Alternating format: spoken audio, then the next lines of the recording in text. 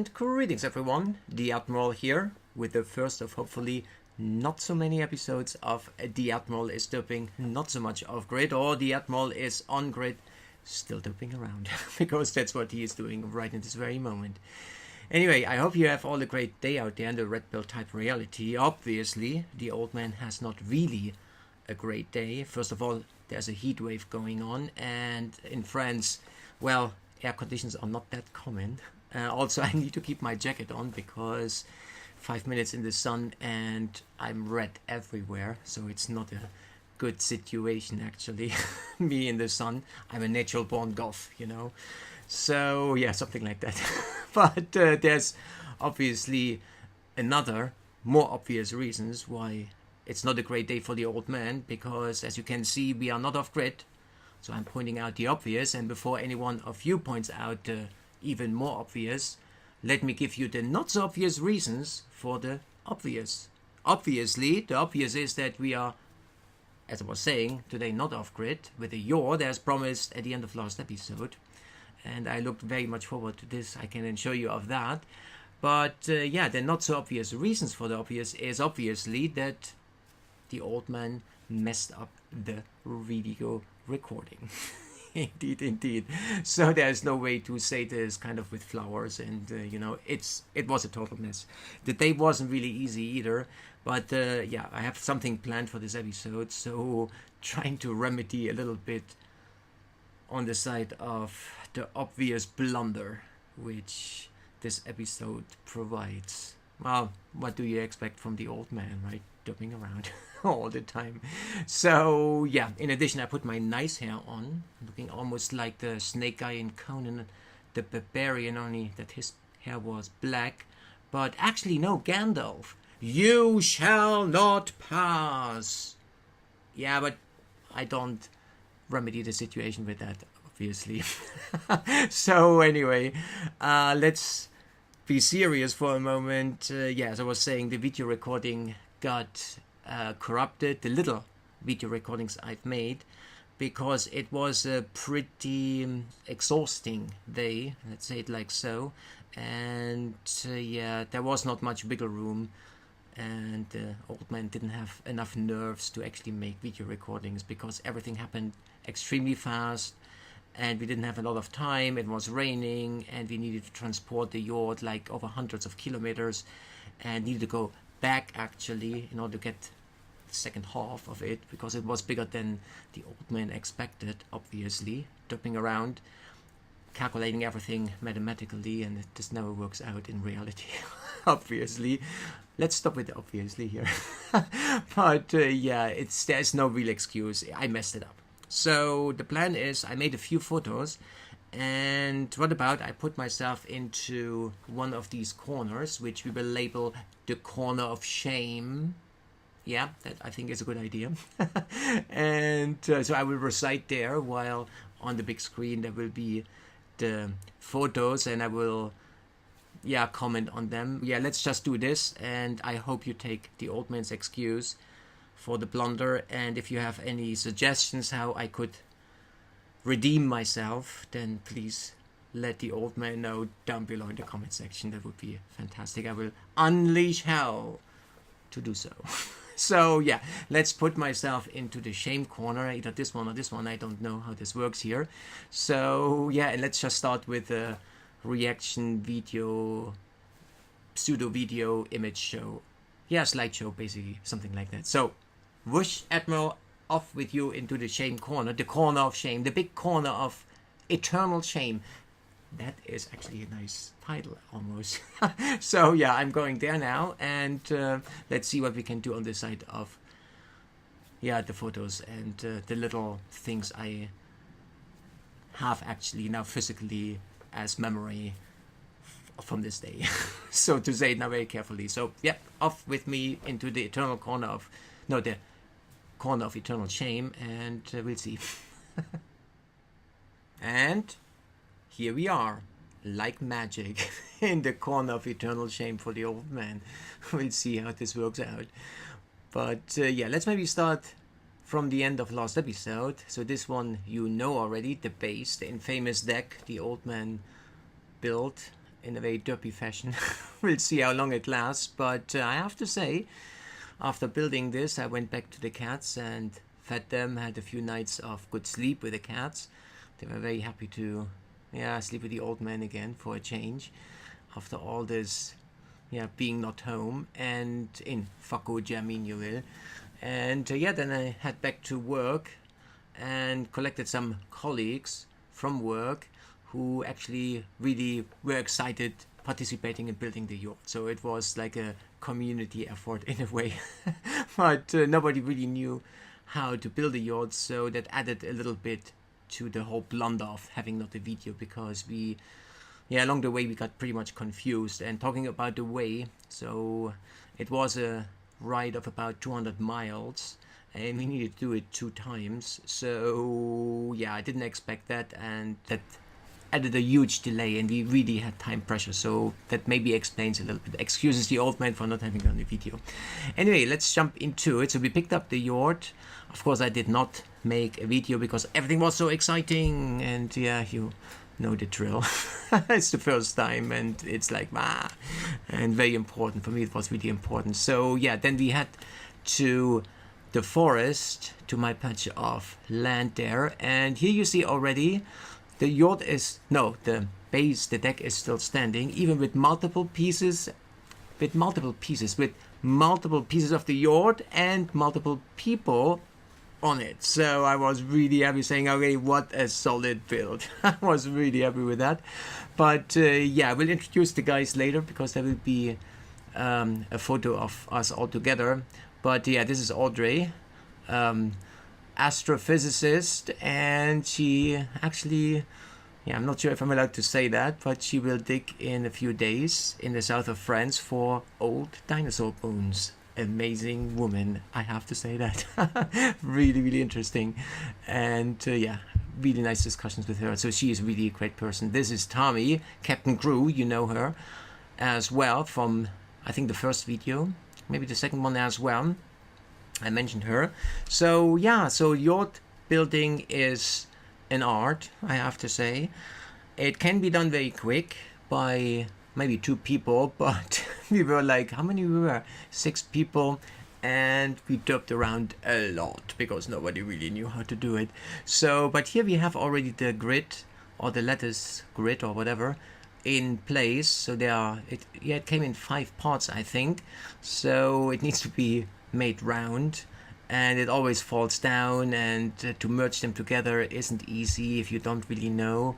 And I watched some videos before how to do it, like the do-it-yourself yurt type thing, but reality is always different. So we managed, and the door is held in place by Audrey. So I'm not sure, this was for quite some time, because the door is pretty heavy, so it always fell down. Almost. So that added a little bit of the complication, because at the beginning the yurt build is pretty unstable, and you will see in a moment. So here she is still holding the door in place while all the other people around tried to get a round shape of the yurt, and that was possibly the most complicated part, because it starts there. So you make a string around all the way, and here it is, to give it some sort of stability, but it's not really, it's very flimsy at the beginning. So we needed multiple people there. And this from another angle, and you see already the complication, or another complication of the day, was that it actually rained pretty badly, and we couldn't continue to build, and we were already very late due to the whole transport thing, so we didn't have really options. We needed to build it very quick before dark came descending on us. So it was pretty bad. Now here, this is Pedro from Cuba, holiday location, holiday destination, really fantastic. This is Remy. I think that's Remy. I think so. The IT guy in our laboratory here. So he was really excited building the yacht. Everyone actually. So yeah, here we kind of try to fix the grid together with little strings, so you tie it basically together, but yeah, you need to push it in so that it is a continuous grid. It's not easy, that's the bottom line. And then you see it's not really a round shape either. It came later, much later actually. Then yeah, here's Tommy, Captain Crew, holding everything in place. This is from the inside, so I was trapped. Let me out, let me out. So yeah, it is pretty stable already at this point. So pretty heavy, so you cannot really get easily out. You need to use the door. And it's also a double door, which is really nice. And as you can see, it is actually original Mongolian. So it's all 100% coming from Mongolia, which is extremely cool, because yeah, you have a lot of like these little shops which sell yurts, like do-it-yourself yurts, which are produced like local, but this is a very original yurt. Even the wood of the grid is from Mongolia, which is amazing, and all the paintings are handmade, and so it's really like original stuff, which is adding a little bit to the whole experience, actually quite a lot. So yeah, then after having kind of a roundish shape, we continue then and put the central crown, I think it's called the crown, into place, which rests on, yeah, this is the central crown. I'm not sure if the mouse actually shows now. Yeah, the round thing here is the crown, and is held upside down, basically, or however you say this, by two of these pillars on either side, and that provides the central point basically of the yurt. And also here you see all the nice decorations, and yeah, it's really beautiful. You will see in a moment. Then yeah, here Captain Crew is, I'm not sure what she is doing, contemplating about I don't know what. And oh yeah, and this is Elisande. I hope I pronounced the name correctly. I am so rubbish in remembering names, and that's a very complicated name. Yeah, this is Elisande. I think we are almost there. Then an additional person is Mark. I think at this time he is driving already back for the second load of the yurt, picking up the second half of the yurt. And yeah, she's contemplating about something as well. Yeah, we didn't do it right. Yeah, that was the opinion of everyone, kind of. Yeah, this is Petro saying, Admiral, you're not straight. That is not how we build it in Cuba. No. Yeah, he is a really funny guy, really amazing guy as well. So he ripped actually the yurt apart. Not really, I'm pulling your leg here, but yeah, you see this little on top of, I don't know if the mouse shows up, but on top of the door there's a little iron hook also where this black rope will be tied up to, and he really wanted to make it really tight and ripped it all apart. So I was not really angry. No. It was fun. We had a fun time actually. And yeah, the complication is to put the whole grid, because there, as I was saying, it comes in 5 parts at the same height, and you cannot imagine, once it's like this, it's extremely difficult to do that. So once you build a yurt for the first time, or you have built it for the first time, then I think it will be significantly easier the second time and subsequent times. But the first time is a derpy experience, or an experience of true, genuine, real derp. That's for sure. So yeah, here it's a lot of dead time, because people were like just contemplating, did we do it right, will it hold? And we didn't know. Nobody really knew where we go with this situation here. Then yeah, here you see the crown already in place. Of course, vice versa, it needs to be upside down, but Remy is holding it together. It's only by a few flimsy strings, so it's actually pretty interesting why this all works. I was really surprised by this. At the end, it's extremely stable. You cannot really push it, and yeah, it's like a solid house almost. What is this? Sorry for that. That was a mosquito. I don't like mosquitoes here. Yeah, so Audrey and Remy hold the thing together, but it needs to be turned upside down. It's not that heavy, but also not that light. What is this mosquito doing here? I'm sorry for that, but clapping about in the wild, trying to kill a mosquito, but they're outsmarting the old man here. Then here, Remy, I think, is contemplating now. Something is wrong. It doesn't feel right. Then Elisande is sorting the string because we need a lot of additional string. And yeah, it was pretty derpy. And then, yeah, we were at this point here. And then we were about to turn the whole crown upside down, put it into place. And that's maybe the most crucial part.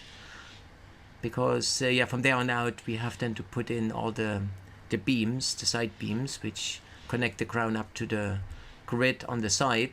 And then it really started to get really, really dark and windy, and everyone said there is a thunderstorm coming. And yeah, we spent then like oh no, here we are still scratching our heads apparently. I mean, what are you contemplating about? Maybe about the stability of the whole situation or how to proceed.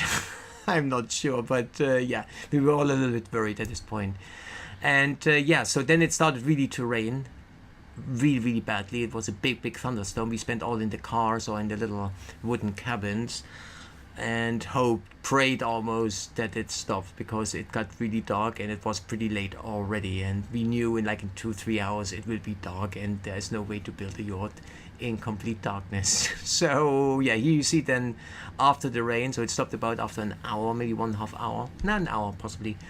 And we went then out. It was still a little bit drizzly, but yeah, here we turned it in upside down, and then the difficult work starts, namely to put all these beams inside. And I'm not sure how many there are. I think Petro counted them, because I said if it's a prime number, because the old man loves prime numbers because he is not a mathematician, then this would be absolutely fantastic. But yeah, I think he never said how many there are. So there must be possibly 100. So they need all to be put into place, and they are held together, or yeah, put into place with little strings and tied up with a side grid. And in the crown itself you have little holes where you stick them inside, but it's very flimsy. So while you're doing this, because the shape of the grid is not round and then the crown is not really in the center, so you have to start really in the 4 corners. Yeah, I know that doesn't make sense, but in the 4 sides, in the cardinal directions kind of the yurt, to put the first sticks inside, then you get the idea. You adjust a little bit, but then they always fall out. And this was actually the time we spent, or the task we spent most of the time on, because it always fell out, and the people inside, like Tommy for instance, are always getting the beams on the head. Lucky the people inside, they are not very heavy, so but it was a derp. It was really, really difficult. And yeah, but here we succeed. Then yeah, we are pretty far already, and Audrey is holding a beam saying, okay, that doesn't fit here. So yeah, they are numbered as well, but apparently the number really doesn't matter. So we should have followed possibly the numbers. Would have been maybe easier, I'm not sure. But yeah, here we are completing slowly the whole thing, and here I think it's almost completed. But I remember then someone was trying to adjust the door, or was it the location of the ground, because one of the beams was not really vertical, and 10 or more of the little roof beams came falling, crashing down. So then everything starts anew basically. But yeah, we succeeded in this very difficult task as well, and it looks almost like a yurt already, right? So we're very happy having made past this stage. So we are all really happy standing around and waiting for the next equally difficult task to put all the layers on.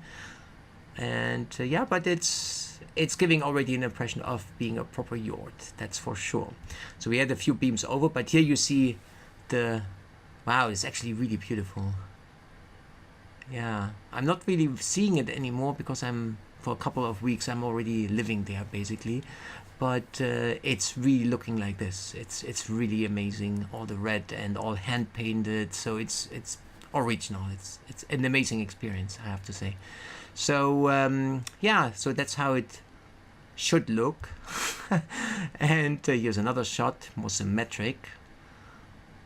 I think the original color in Mongolia is orange, but yeah, the orange yurts go really fast away. So red, I think, came closest. There are also blue yurts this little shop sells, and yeah, blue ones are not so nice. The red one is really nice, actually. Yeah, I never saw orange one, so there's that. But yeah, here's another shot. Then here, Pedro being really happy. We made it! Yay! He's really a funny guy. And really, yeah, like the sun in Cuba. That's for sure. So yeah, he's really happy that we actually made it that far. So yeah, here's some fine adjustments we did then. And then the last bit is basically to put all the layers on top, and there are 4 layers. So of course nobody really knew, and we messed it up at some point, actually after this one. So this one was pretty clear. This is a layer of cotton, I think. Yeah, kind of a decoration layer which just goes on top. It's pretty light, so that was easy. But you see already we tried from below, but it doesn't really work. So Tommy then said, okay, no, someone needs to climb up there. And I was, no, don't, you will break it all and it will all fall apart again and so on. But yeah, already at this point it was pretty stable, I have to say. And yeah, once the layers on, then on the roof and on the sides, then this provides then the core stability then. And yeah, so she climbed up and managed actually, had an oversight over the whole endeavor here, over the whole Yurt Operation Yurt build, something like that. So yeah, that is necessary, apparently. You have to do that. But yeah, so this is the first layer. Then yeah, here Remy adjusting. And Audrey, what is Audrey doing? Audrey is just standing around and laughing at people. What are you doing? It's all wrong. And yeah, yeah, she likes to tease a little bit, which is very, very nice. Not many people do this anymore, like bantering around. I think it's banter, it's the English word for it.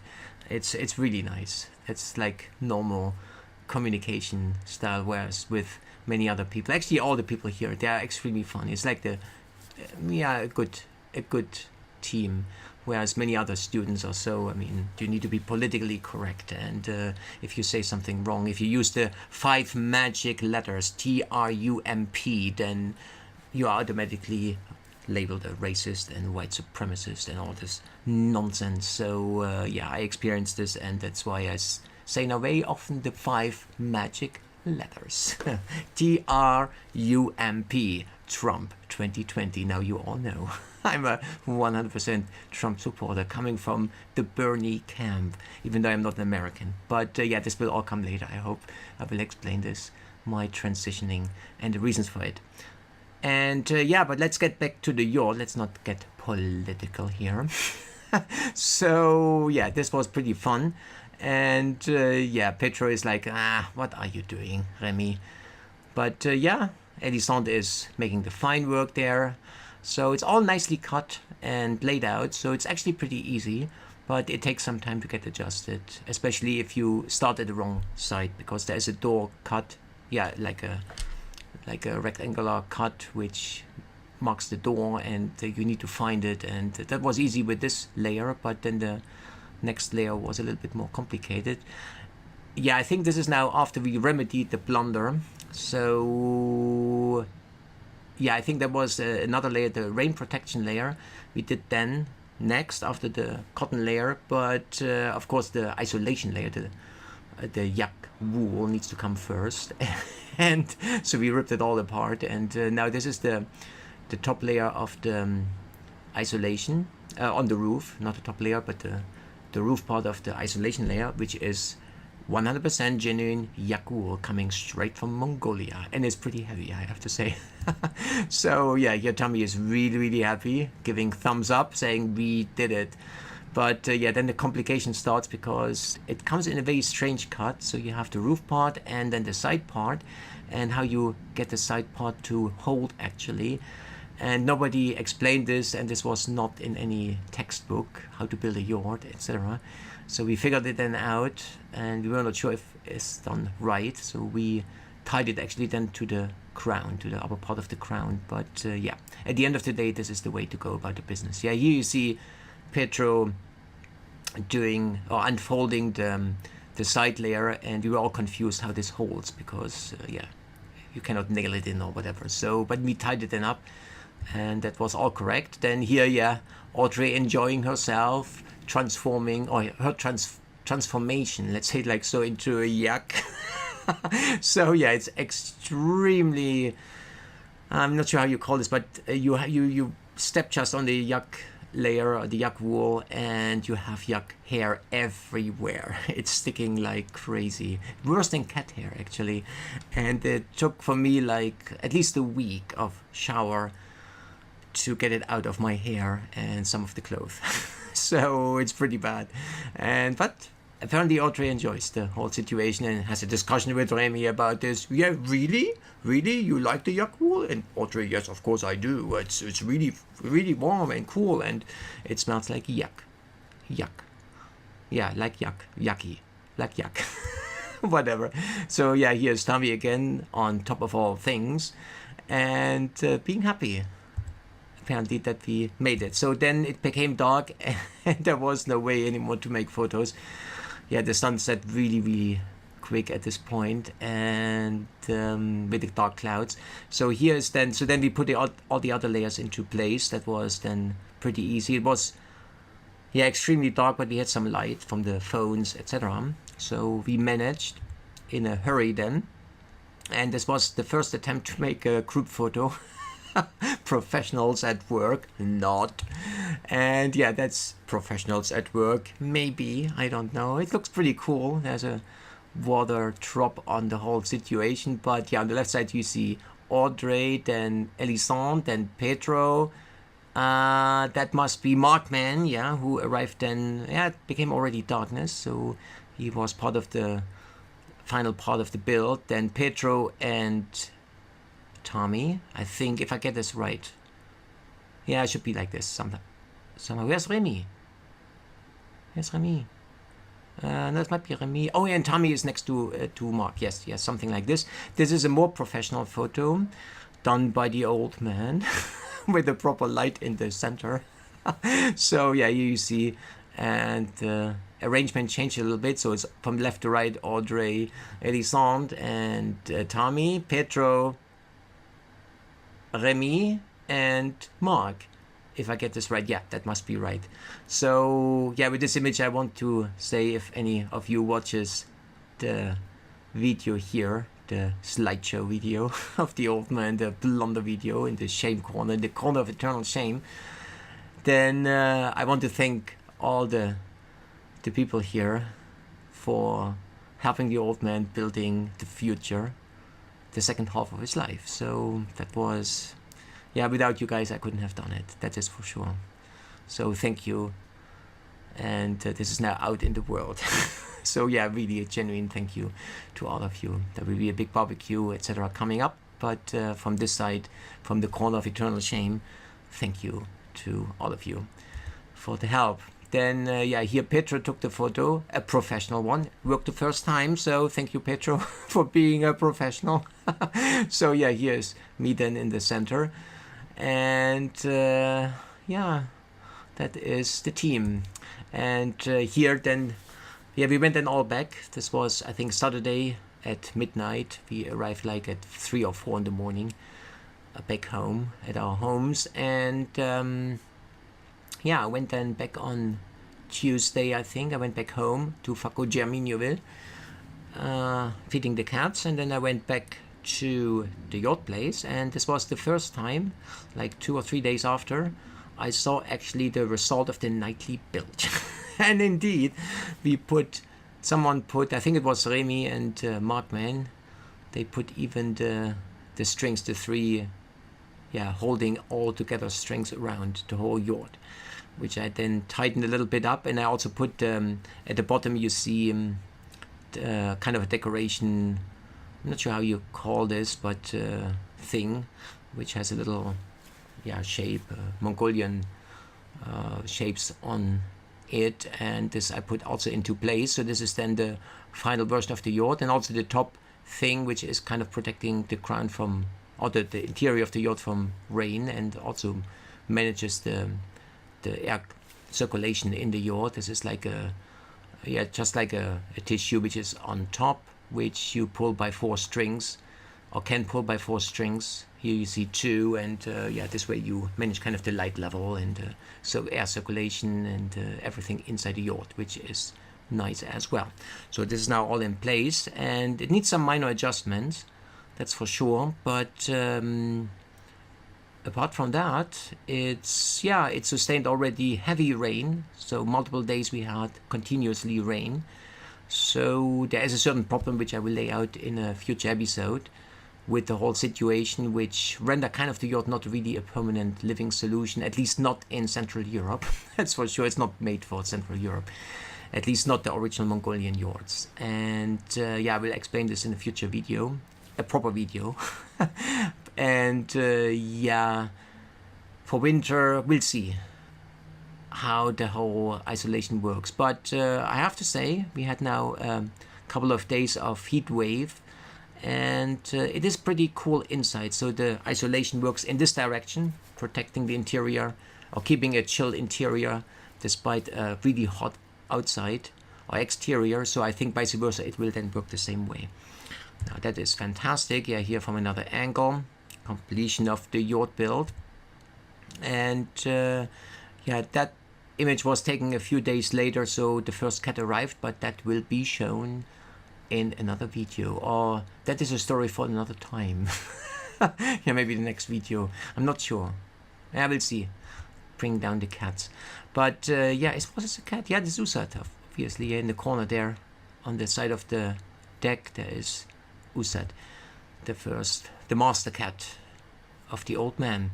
And here, yeah, from the other side, it's a pretty solid build, I have to say, and it's a really great experience, that is for sure. And yeah, here's from the back, all nice and neat, living like a Mongol, like a Mongolian. How you say Mongol? Yeah, Mongol or Mongolian. Not sure what's the correct word for that, but yeah, that is a pretty nice experience, that much I can say. And yeah, I will finish with the image of what is to come in one of the next videos very soon. Maybe the next, maybe the one after. That is the old man's master cat, Usat, who is enjoying security and freedom away from the savages in Fako Germinio. Yeah, so she was not eaten. I think if the neighbor would have eaten her, then I would have really regret not to have a second amendment, because I would have utilized my right to defend my family. So anyway, let's not finish on a serious note. Let's finish with a happy moogie, with the things to come. And yeah, again, I'm really sorry for the blunder. I'm residing in the corner of eternal shame, but maybe that is a good place and time to say thank you to all of you, to the people who helped me building the yurt.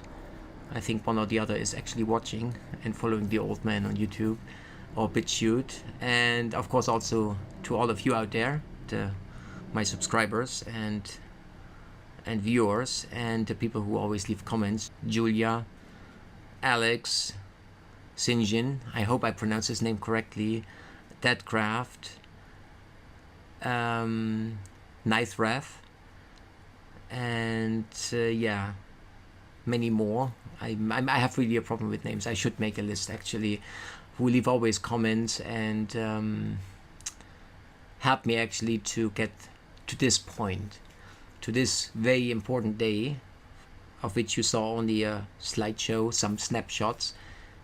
But yeah, this was without doubt the most important day in perhaps the 20 years past, the past 20 years. And yeah, without you guys, without your help and support, especially in the last 12 months, I think I would not have made it. And I would not have come to this day. And I can say now, being a couple of weeks removed from this day, which I just presented, that life is going back to normal, as it should be. And I didn't really realize that in the last 20 years, perhaps, I did not really live. And thanks to you guys, I'm back now. And well, I don't really know how to pay it back to all of you, how to say thank you in more than just words, but be ensured that well, there is a place in my heart, in my memories, in this very special box which says, okay, these are the important people and moments in your life. You reside inside there. So yeah, thank you all very much. And on this note, I think I will finish this video, this blunder video, this makeshift video. And next video will be a proper one. And yeah, we'll see if I can redeem myself a little bit from this blunder here.